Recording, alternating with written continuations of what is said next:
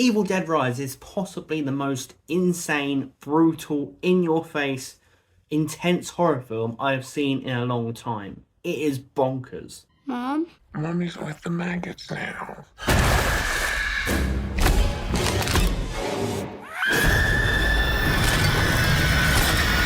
What will be, will be. Hey guys, it's Jim, welcome back to the channel, and we're talking about Evil Dead Rise. This movie is insane. Like, I came out of this film and I had to process it. I had to think about it for a while. Because this is just an attack on the senses. This is insane.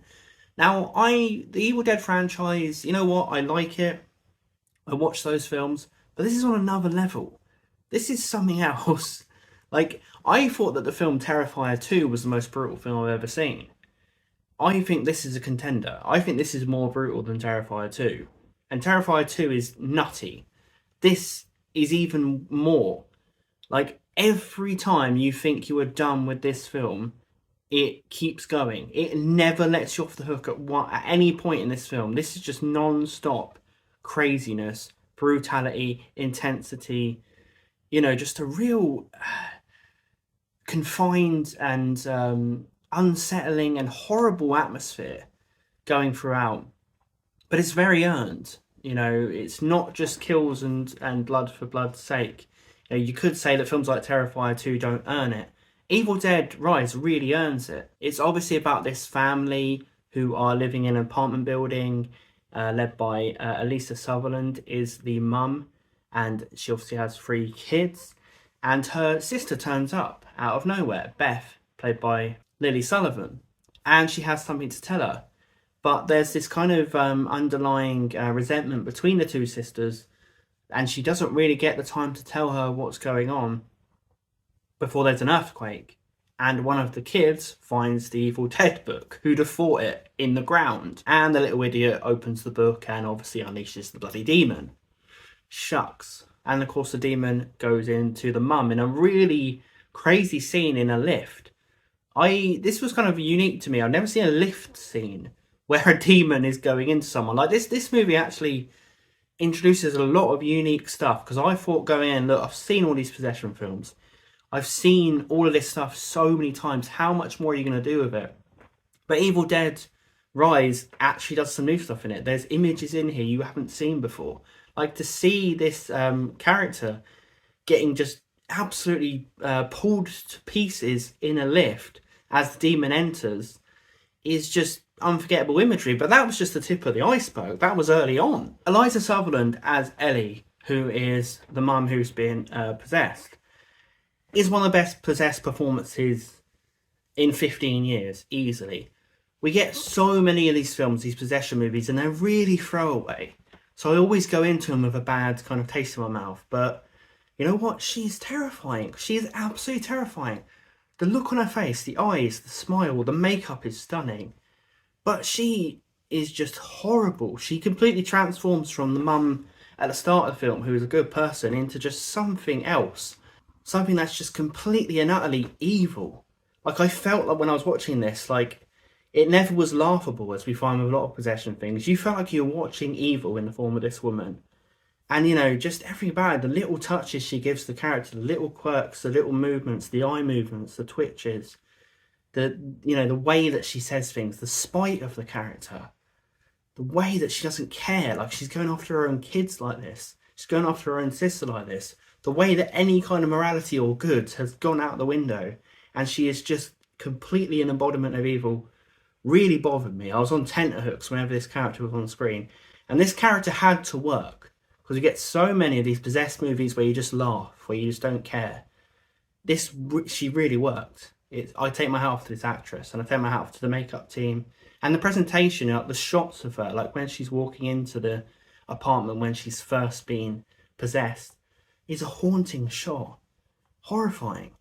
You know, and there's other moments of that. Just the way that the camera shoots her kind of come into shot or come out of shot, she's just looming, and you never know what she's going to do, and you never know who she's going to target.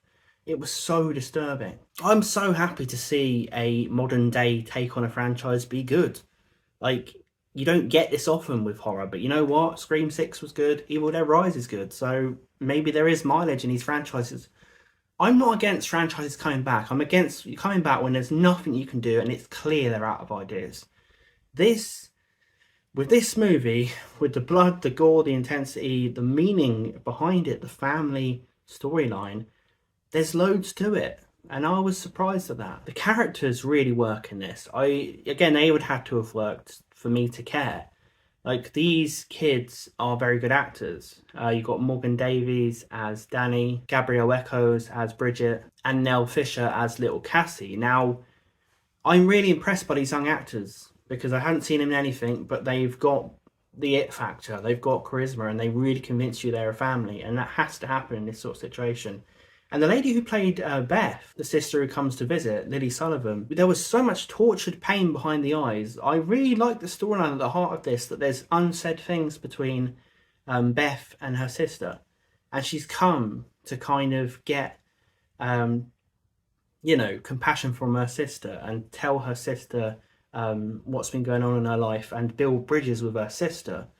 But her sister, Nell, has resentment towards her. And it's really it's about the sisterly love under the surface. And these two actors do well early on, obviously, not when she's a bloody possessed, of showing that they love each other and showing that it's been a fractured relationship and showing that there is stuff there.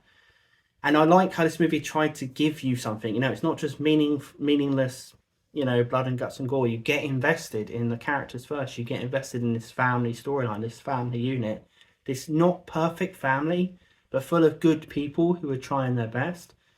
And you hope for the best for them. The movie takes its time to make you feel that. I did find it hard to have sympathy for Danny since he's the one who opens the bloody book. Why do people open that bloody book in this franchise? And then he plays a blooming record, which basically says you're fucked. Like, booming through the house, you're screwed. And he doesn't, he still plays it. What are you thinking, mate? But Morgan Davies actually goes on to be, the character's so regretful, he thinks it's his fault. He feels so bad. There's touching moments between him and his sisters. So you forgive him. But what were you thinking, son? Once the craziness starts in this film, it doesn't stop. You are not let off the hook in any moment. There are certain moments in this film where it's just been a barrage of insanity, of blood, of intense, of chases, of everything, attack on the senses. And I was just like, right, okay, we're calming down now. No, they take it higher. They take it further. They up the ante. And it feels earned. A lot of these possession movies feel clumsy. They feel annoying. They feel like they're not cohesive. For me, everything feels earned in this. I think the direction's very, very good. I think the writing is very, very good. So the investment you feel, you don't care that they keep up in the ante because, crazy gore movies, they can go there. They can be crazy if you care. And this movie takes the time to make you care. And it also takes the time to give cohesive direction and dialogue and build up. So even though you're getting hit over the head over and over again with craziness, you're under the spell of the movie. So you don't care that it keeps going further and you enjoy that it keeps going further and it gets the desired effect. That's why I feel like lots of brutal movies, they forget to do that. So they get criticised for just being brutal. But once you've hooked a viewer, and Evil Dead Rise, the film reaches out, grabs you by the neck, and doesn't let go and just shakes you for 2 hours. That's what this film does. And then you think it's going to stop shaking you and it shakes you some more. I think one of the strongest parts of that build-up and that sympathy you feel is the confined apartment block building. Obviously Evil Dead's always been about a cabin in the woods, but I like how this puts it in a different setting. It immediately freshens things up. And you know what? To think of a pretty small apartment where a possessed crazy lunatic comes in wanting to eat you, wanting to eat your face off, all of you, such a small confined apartment that's supposed to be a family unit with a family who's never known anything like this before. It's an attack on regular life, it's an attack on family, and you don't know how you deal with it. And I sit there like, this confined space, it would just be too much for anyone. I actually think with these movies, if this really happened, the characters would die of shock. The demon wouldn't even have to bloody bother because the characters would die of shock. Because what goes on, this kind of invasion of their privacy, this invasion of an apartment building which is now cut off from the world, the rest of the city, because of this earthquake that happens, this trapped in a small confined space. You feel that so much. This movie is claustrophobic.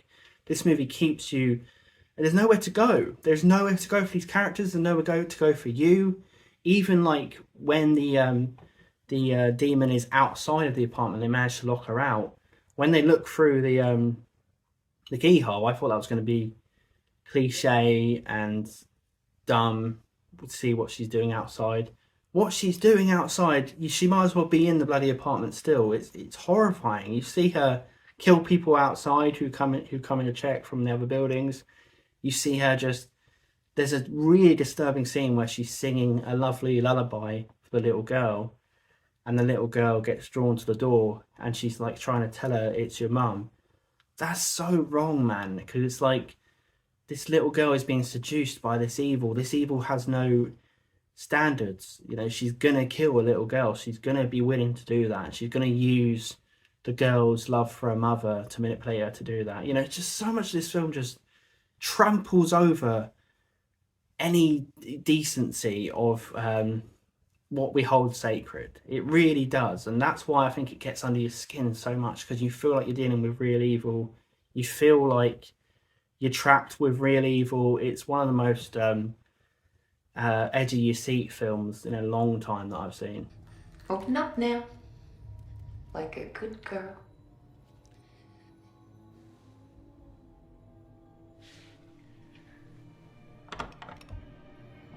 That's it. Come on now. Do it for Mom and Dad.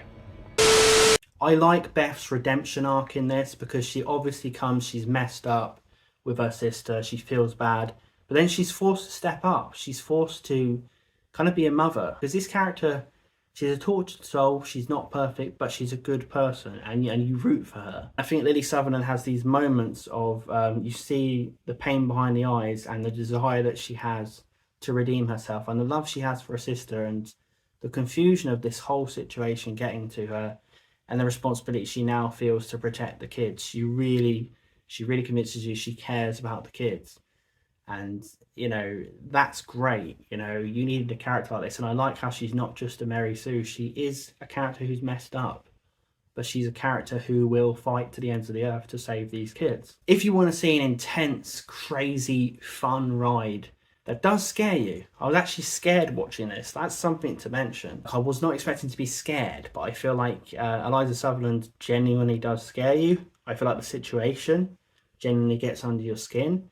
I feel like the things that the characters go through, the situations that are in, where they have to witness their loved ones going through such stuff and witness their mother going through such a horrific thing, it bothered me, you know, it disturbed me, and that's what you want in this sort of film, so it was a success. What do you guys think of Evil Dead Rise? I strongly recommend it. It's great, you know, it's opened my eyes up a bit for the possession genre. What I think I love about Evil Dead and that whole franchise is it's not just a possession, it's possession dipped into a vat of blood that never stops. That's why I think it has a get out clause, because possession movies have become boring. If you just have a possession movie, like, what are they going to do with these new Exorcist movies? These new Exorcist movies that are being planned. You know, you can't have the blood in it because that's not The Exorcist. That's boring now. But Evil Dead Rise found a way of making the possession thing feel energized, feel full of life, feel raw and horrible because of the blood, because of the gore, because of the no stopping. And I think possession movies are going to have to do a lot to keep up with something like this. Because, you know, if I just watch a straight up possession movie after watching this, I'm just going to be like, no, mate, I've seen Evil Dead Rise, you ain't shit. Thanks for watching, everyone. Please subscribe to this channel if you're a movie geek just like me. Let me know what you think of Evil Dead Rise in the comments below, and I will see you guys next time.